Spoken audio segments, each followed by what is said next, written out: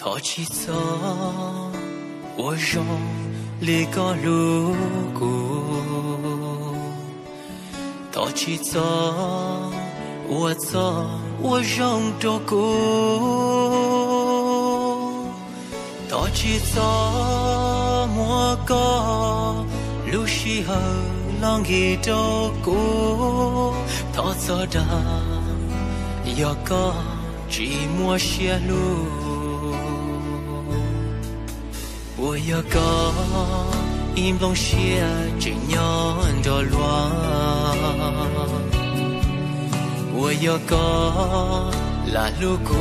个罗摩xia，我要个做路的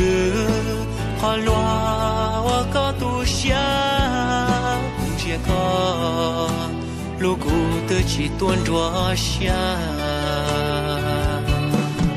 以前的故也路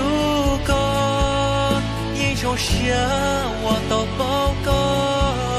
了家国的气呀，多干柴，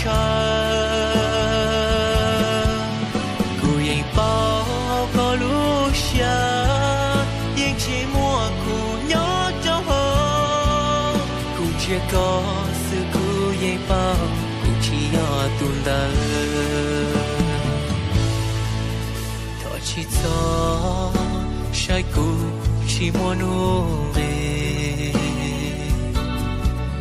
thọ chỉ cho sai cũ trong ly không xí,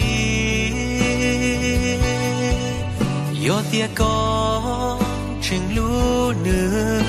kê thọ hai kia ý lo, cũ bao rong, hậu ca xia nhưng chỉ mua cũ nhỏ.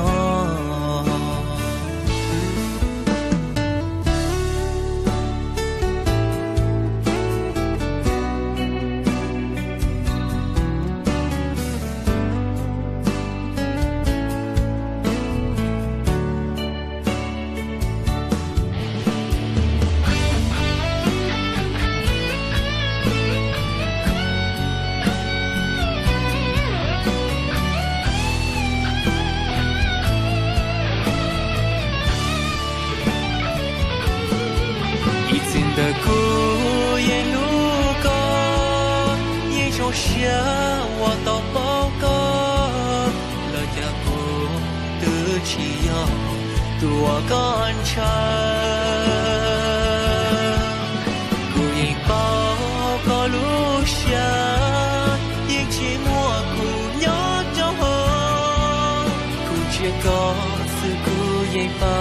故气呀顿的。chỉ cho sai cũ chỉ muốn uống về, thọ chỉ cho sai cũ trong ly không xí, do tia có chừng lú nữa, kê thọ hai kia ý lo, cũ bao rong, hậu ca xia nhưng chỉ mua cũ nhỏ.